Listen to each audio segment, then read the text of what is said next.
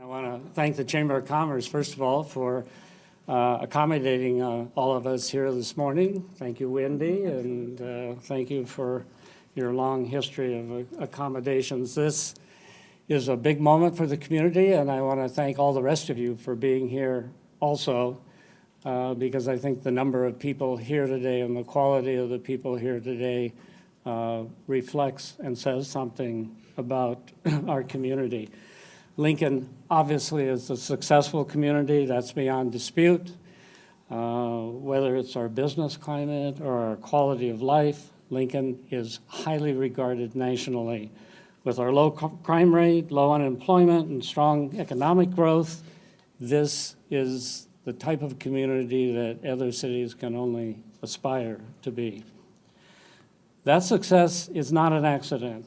Our success is a product of good planning, hard work, and determination, and above all, we have found success because we have created a strong community consensus on important community issues.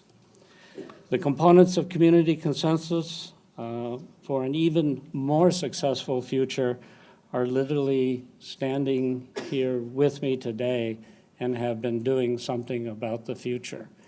And I want to just take a quick minute and ask each one of the people up here, starting with my far right, to introduce themselves and just say quickly what organization or business in the city they work with, so that you can begin to get a picture of the kind of working together that goes on in Lincoln, Nebraska. Please. My name's Randy Peters. I'm a transportation professional at large. Good morning, I'm Deb Shore, Lancaster County Commissioner, Chairperson of the Railroad Transportation Safety District. I'm Mike DeKalb. I was sitting in as StarTran Advisory Board member of the NRD, and a neighborhood member. Good morning, I'm Dustin Antonello, and I'm representing the Lincoln Independent Business Association. Good morning, Michaela Harrison, and I am with the Home Builders Association of Lincoln. I'm Danny Van Horn with Home Builders Association of Lincoln. Connie Burley with Realtors Association of Lincoln. I'm Kyle Fisher, also with the Realtors Association here in Lincoln. Good morning, Assistant Fire Chief Pat Boer. I'm with Lincoln Fire and Rescue. Good morning, Anthony. I'm the Director of Public Safety. Sorry, Brian. And my boss, Brian Jackson, Assistant Chief, Lincoln Police Department. Carl Eskridge, City Council member. Benny Show, Lincoln City Council. Bob Caldwell with NEPCO and the Citizens Coalition. Roy Christensen, Lincoln City Council. Wendy Birdsall, Lincoln Chamber of Commerce. I'm Mickey Esposito, Director of Lincoln Transportation and Utilities. Katie Wilson, I'm the Executive Director of the Associated General Contractors, Nebraska. I'm Jeannie McLaren, I'm the Executive Director of the American Council of Engineering Companies in Nebraska. Good morning, I'm Brad Corral with Olson. Rick Kruger, President, Kruger Development. Good morning, I'm Sean Reba, I'm the Director of the South of Downtown Community Development Organization. And I'm Pam Dingman, Lancaster County Engineer. All right, good people all, Republicans, Democrats, business people, neighborhood people, residents from different walks of life are here today because we know that better streets will lead to a stronger future. And we are asking our fellow citizens to invest $13 million a year annually in Lincoln streets over the next 6 years by approving a 1/4-cent sales tax on the April 9th, 2019 ballot. Because our transportation system is key to economic development, to public safety, and to our quality of life, streets have been a priority throughout my administration. We have increased street funding 71% since 2010, but we know that there is much more to be done in our growing city. Since the Lincoln Citizens Transportation Coalition issued its recommendations about a year ago, we've been working hard all together with all sectors of the community to reach compromises and to find consensus on the street funding issue. The Better Streets for a Stronger Future ballot issue is the result. It builds on the 5-month study involving 27 community leaders in the Citizens Transportation Coalition. They worked together for months to define our city's street challenges and recommended a plan that not only increases our investment in our streets, but makes them more efficient and more effective. We appreciate their thoughtful work in all of these areas. Since the coalition issued its report, the community leaders around me today have worked hard to put a consensus proposal in front of the citizenry. When we started, we did not all agree on the best plan to move forward. We had very different ideas about how our ideal street plan would work. The Better Streets for a Stronger Future ballot issue represents a compromise, a real compromise of all of these thoughts. Everyone involved made concessions and sacrifices to find a plan on which we could all agree. It is an amazing contrast, I think, to the partisan gridlock that too often defines our national politics. The Better Streets for a Stronger Future ballot initiative proposes a quarter-cent sales tax that will generate about $13 million a year for 6 years, starting in October of 2019. The funding will allow our Transportation and Utilities Department to greatly accelerate its progress in fixing our streets and preserving the life of our street system. In addition to the arterial street improvements that will reduce traffic congestion and increase safety, residential street improvements will quadruple. With 25% of the funding reserved for new construction, we will build also new roads that create new jobs and contribute to the growth of the economy. The Better Streets for a Stronger Lincoln ballot issue ensures that funding is spent directly on street construction, so residents know exactly where their dollars are going. And the money will not be bonded so that we can avoid debt and interest payments. A Citizens Oversight Committee will further ensure that the street money is spent wisely on streets. The quarter-cent sales tax will add only about $31 a year in taxes to the average household. And residents will see a reduction in other revenues collected by the city as a result of our plan. As part of the compromise, the impact fees that help fund infrastructure for economic development projects will be frozen for 5 years. The impact fee freeze will help Lincoln home buyers offset the additional sales taxes that will add costs to new homes and businesses. It is a fair compromise. With that, let me identify some of the people in front of you today who will be speaking. First and foremost, my Republican colleague, Roy Christensen, has worked closely with my office, with the City Council, to develop the compromise. He will address the benefits to the community brought by the ballot proposition. And I want to really thank Roy quite sincerely. Without his efforts, it may well not have advanced this far.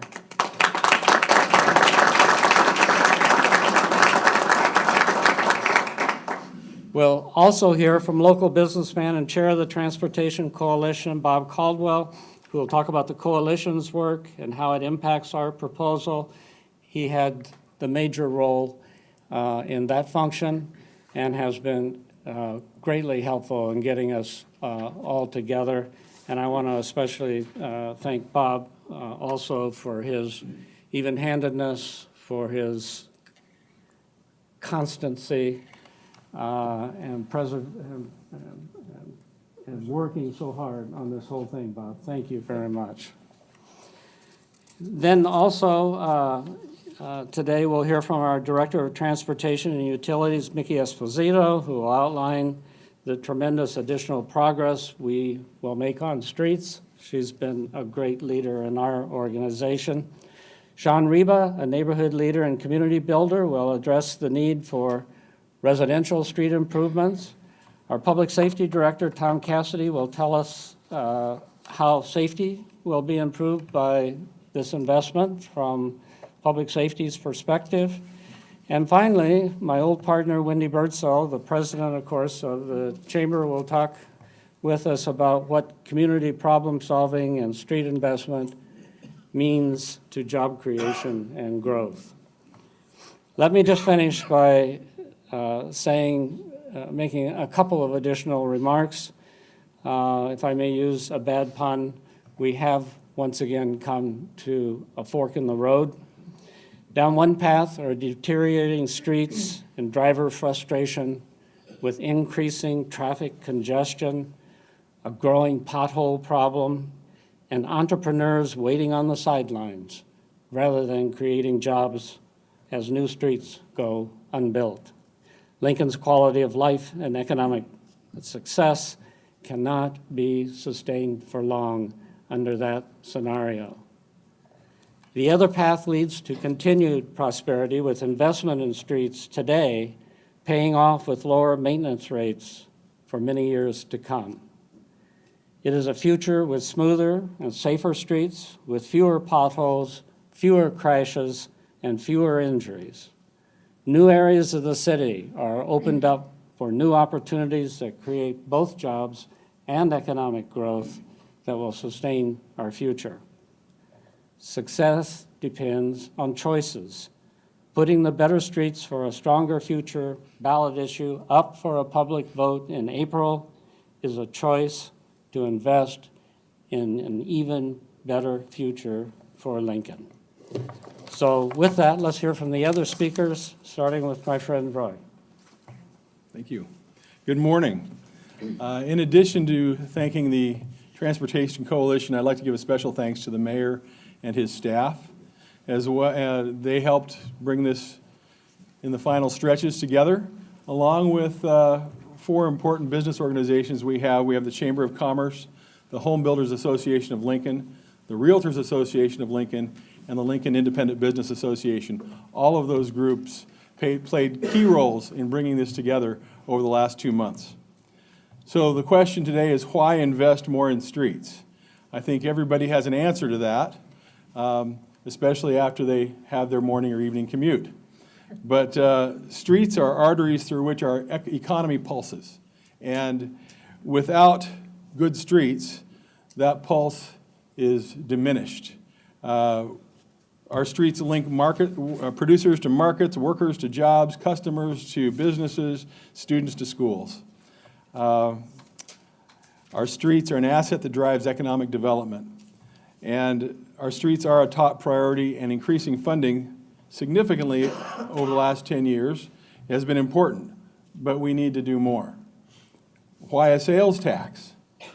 Well, letting people vote on the sales tax proposal, in my mind, is the fairest way to get additional investment in our streets. It captures a broad section of our population, including visitors. Lincoln is a regional destination. People who live outside our city come here to shop, work, go to concerts, attend sporting events, all kinds of things. So our analysis shows that over 30% of sales tax collected in our city is paid for by non-residents visiting our city. So good streets not only benefit Lincoln residents, but they also benefit people from out of town, and it's only fair that they should help maintain our streets. Sales tax is a fair way to divide the costs. When you factor in cost sharing, the average Lincoln household would only spend $31 per year. That's 47% less than if we provided this money through a wheel tax, and it's 73% less than if we put this on a property tax bond. So why now? I hear consistently from my constituents that they want better streets. And in addition, construction inflation grows at a rate of 5 to 6% a year. Investing now will save significant dollars in the future. I think the Transportation Coalition did a great work in defining the additional need we have in our city. The sales tax makes a lot of sense, and it spreads the cost across many users. So we believe we have put together a good proposal for our streets that the voters get to decide upon. Thank you.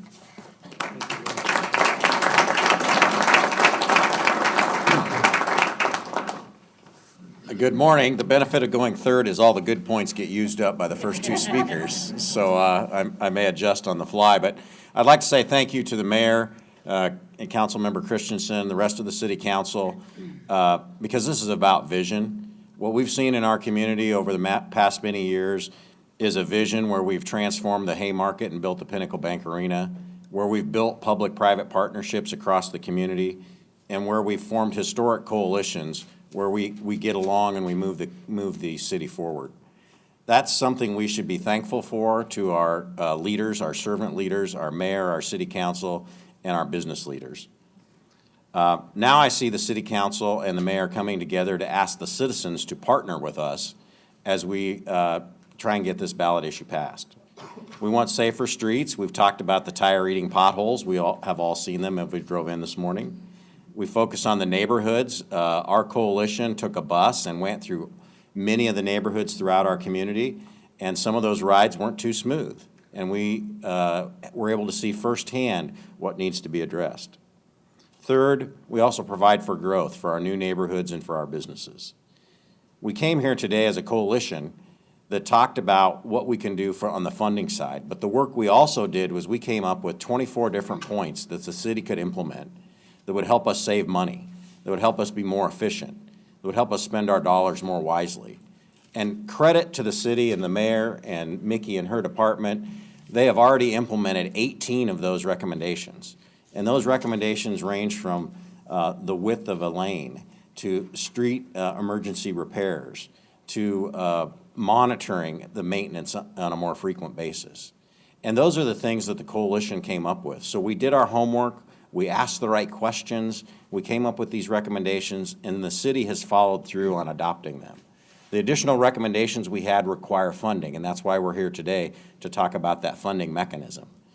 Councilman Christensen talked about the fact that the visitors to our community, about 30% of the revenue comes from visitors that don't pay our wheel tax.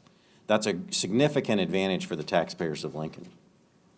We've heard loud and clear from the citizens during our coalition that they want our roads fixed and they want them fixed now. Whether you're in northwest or northeast or central or southwest or southeast, help is on the way. It's coming in April, and we are going to ask at a future time to support that. And on behalf of the Citizens Coalition for Transportation, I'd like to thank the mayor and the council and for all of you being here today. Thank you.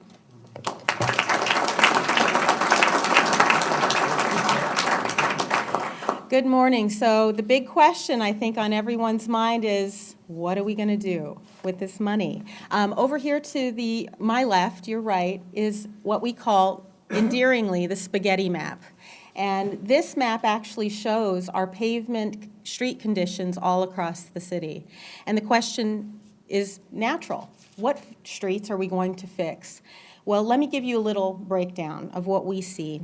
When I look at this map, what we see as a transportation team is that 1/3 of our streets need a quick fix-it mill and asphalt overlay. So we come in and we mill about 1 to 2 inches off the street, off the surface, and then we put down a nice smooth asphalt overlay that people can then drive on. We call this street rehab. So a little more than 10% of our streets need to be completely rebuilt. While we've done a really good job maintaining high-speed, high-traveled arterial streets, we really need to begin focusing our efforts on those neighborhood streets. In fact, half of our city's residential streets need rehabilitation or reconstruction right now, and that's what this map shows. So what are we going to fix? $13 million is the minimum amount needed to maintain our arterial streets in good condition, make needed investments in our residential street backlog, and continue to add new streets that grow our city. So the mission for the department is to fix it now and fix it fast. Invest dollars now before our streets get worse and it costs our community a whole lot more money to reconstruct or rebuild them in the future. Remember that rehabilitation, is about half the cost of total reconstruction. So we're also battling 5 to 6% construction inflation each year. So the longer we wait, the more expensive street construction is. So we are proposing to concentrate most of these new dollars on these residential streets that need rehabilitation, where we can get the most bang for the buck. And in the future, we would be able to repair them at a lower cost. If we concentrate those dollars in that way, we can fix over 300 blocks of residential streets per year, quadrupling typical results. That's 4 times more rehab across the city, benefiting everyone. So that means after 6 years, we could fix approximately 138 miles of residential streets. With respect to our growing city, we'd be able to invest in major expansion projects such as Yankee Hill Road, 40th to 56th Street, South 40th Street, Yankee Hill to Rokeby, portions of South 98th Street, Folsom Street in the southwest area, or even West Holdridge Street, west of Northwest 48th.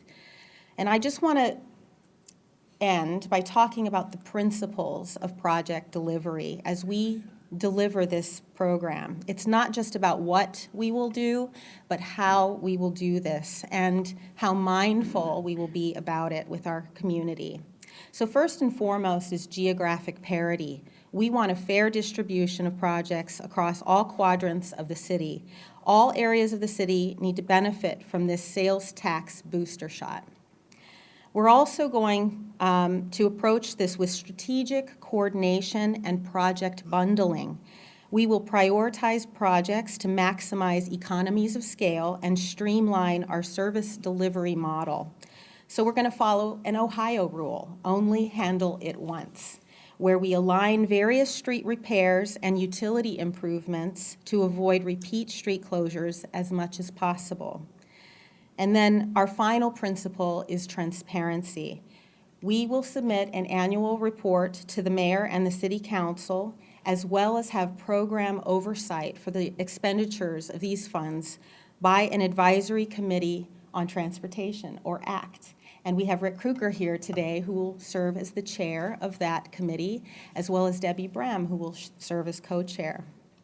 So finally, this is a booster shot for our residential streets program, with about 25% of the funds being dedicated to new growth projects. That way we can maintain them with low-cost repairs in the future.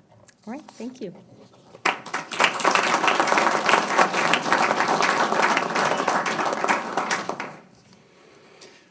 Imagine for a moment the physical space of your neighborhood. If you think about the physical space, 40% of it makes up streets, sidewalks, parks, and alleys. This new sales tax package will help bring in new revenue to help support the maintenance of streets, which makes up a large portion of that 40%. It also encourages new investment as well, so that other 60% of your neighborhood also will encourage private investors and other money to come in. So it's very important for the city to invest in the infrastructure.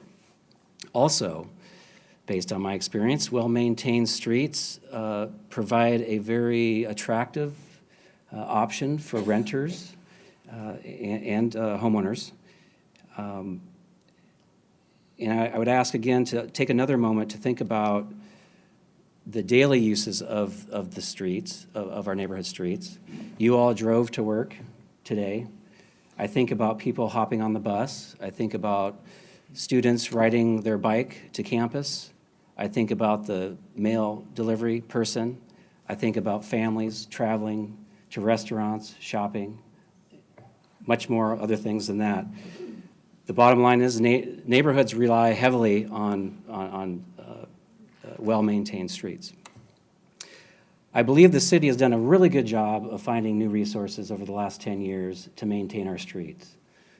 Our city's growing, and increasingly it's becoming more complicated to fund the new streets on the edges of our great city, and to maintain the existing streets in our neighborhoods.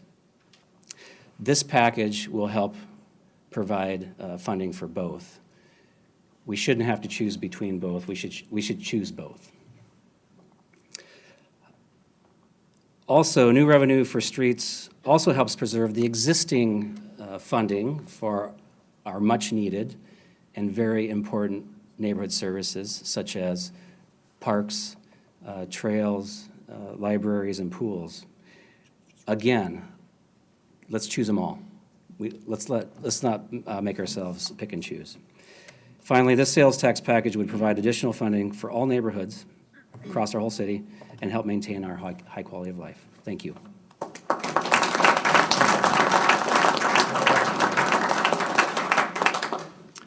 I'm Tom Cassidy, the Public Safety Director, and I brought backup. People don't normally think of streets as being a public safety issue, but our police officers and firefighters in Lincoln have to contend with the same traffic issues that everyone else does. Last year, our police officers drove over 2.5 million miles on that street network here in Lincoln, and our fire department responded to over 26,000 incidents, about 90% of which were emergency responses. When the street network is in good shape, we can get there quicker, we can get there smoother, we can get there in a much more efficient way, and that improves safety for everyone, the officers, the firefighters, and the general public. Moreover, one of the most frequent causes of injury here in Lincoln to citizens are traffic crashes, not to mention property damage. The loss from traffic collisions is far greater than the loss from all crimes combined, and many of those collisions are at least contributed to by the street network and its quality. Reducing congestion, improving engineering, sometimes small changes that can be done as simple as restriping a street that's been rehabbed can make a huge difference. And there are lots of examples all over Lincoln of individual locations where these kinds of changes, some of them relatively small, have made a huge difference in the number of traffic crashes. So I'd like people to think of streets as not just an economic development issue, but also as a public safety issue. And I appreciate the coalition of citizens that has come together to support this initiative.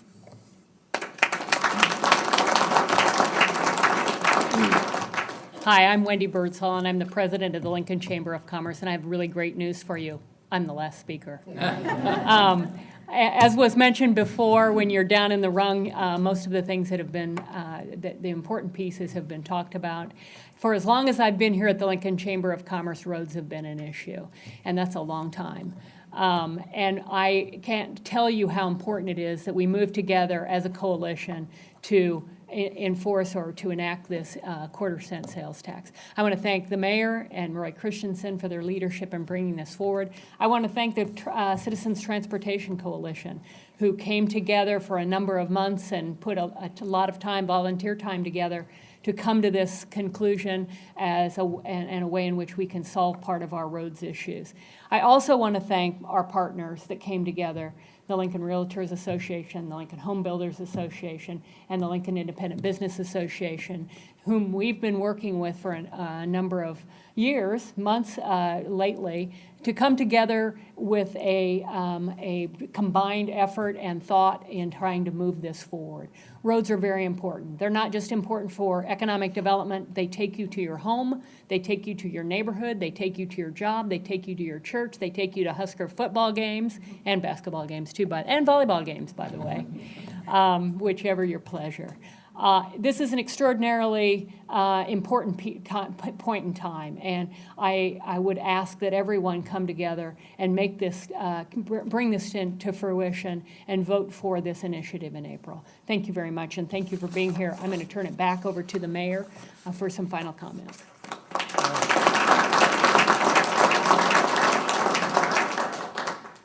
Wendy thinks she was the last speaker. But I know from long experience that the city council gets the last word. And even though we had not planned for it, if either of the council members like to add something to this, I'd be delighted. Just, I was a part of the coalition and really appreciated that opportunity. But for me, this conversation really started about 7 or 8 years ago, where representatives from the chamber LIBA, home builders, realtors, met with me, met with city staff, tried to educate me, a difficult job, on the infrastructure needs of our community. So this really helps to bring us to fruition. It's $13 million a year for 6 years. It really helps us to get where we need to be. Thank you, Mayor. Thank you for the opportunity, but that'll just make this last a little longer. Let's go ahead. All right. Believe me, Benny has lots to say in private. With that, are there any questions from the press? And we'll bring this to an end. Talked about the increasing cost, but you've also, with some of your annexation efforts the last couple of years, you've increased the mileage that you're responsible for now. Is that Yes. a role? Does that play a role in this? Oh, it absolutely does play a role in this. This administration has committed to a city that grows. We've done a sequence of things in conjunction with the private sector, lots of different segments of the private sector that aim towards that purpose. And without going into the reasons for that purpose, obviously a part of that is housing accommodations, for example, for a growing population, which means there will be growth at the edge of the city as well as growth internally in the city. And we need to provide for both. And that's part of what this proposition does. A lot of people would say we pay a lot for wheel tax already, but is that, what you're saying is that's not keeping up with what the needs are? You know, I think, as I recall, one of the first things that the Transportation Coalition did was to talk about what they heard from people in the community with regard to the quality of the roads. You get what you pay for. It's like anything else in life. And the discussion had to do with whether they wanted roads at a lower quality or at a medium quality or at an upper quality, or they wanted the very best roads in the world. And they picked an in-between place that was towards the top of the scale, not in the bottom half of the scale. I don't remember exactly what it was. But the point is this: they did consider what they thought people in the community wanted with respect to the overall quality of their roads. They took into account what people were saying they wanted, the types of things they wanted fixed. And I must say that information that they passed among themselves comported with information that I know anecdotally, but in some depth, just by going around the community for many years. People want their roads in a higher quality of condition than they've experienced in the last few years. And this proposition doesn't take us to a 10 on the 1 to 10 scale. It takes us someplace below that. It's in the neighborhood of half the money that the coalition said we needed. I don't know if you want to comment on all this further. Yeah, the only thing I would add to it is the coalition identified just with maintenance about a $26 million gap in funding per year. And we looked at all the different sources of revenue. And, you know, we could take the poll here today and ask how many people want to raise property taxes, and I'm pretty sure with the cards that we all got in the mail, nobody's going to be raising their hand on that. And we did talk about the wheel tax and thought that was probably at the upper end of the range. And then the fairness issue that Councilmember Christensen brought up was, you know, the sales tax broadens the base, and those that live outside the community and use our roads, up to 30% of the revenue would come from those folks. So that seemed to be the way the coalition voted and supported. And this is a great first step of $13 or so million a year to get us up to above the midpoint and taking care of our roads. And we heard it from citizens in every part of the community because we asked and we toured and we looked and we talked to them. And it was pretty universal. This is our shot at taking care of our roads. Talk about the compromise. I think suspending the impact fees might suggest would spur perhaps more development, meaning more roads, meaning more of an issue in the long term. Is that, I understand political compromise involved there, but is that any consideration in long-term, looking forward? Is there anyone who wants to comment on that particularly? All I would comment on that, the Citizens Transportation Coalition did look at actually impact fees, and we did a peer city analysis all across the Midwestern section of the United States, and we looked at wheel tax. We looked at the amount of the impact fees. And our impact fees are at a point where they're probably on the higher end of the range, and we discussed what that would do to lot values and what that would do to new home buyers. And the thought process really was that the sales tax was the right way, and that we do need more lots for our new home buyers, and anything we can do to encourage that probably helps. It helps the home builder, it helps the carpenter, it helps the plumber, helps the electrician, and it helps the new home buyer that wants to get a home. Good to go? Thank you to the press, and again, thank you to all of you who have taken some time out today to understand the issue. Have a good day.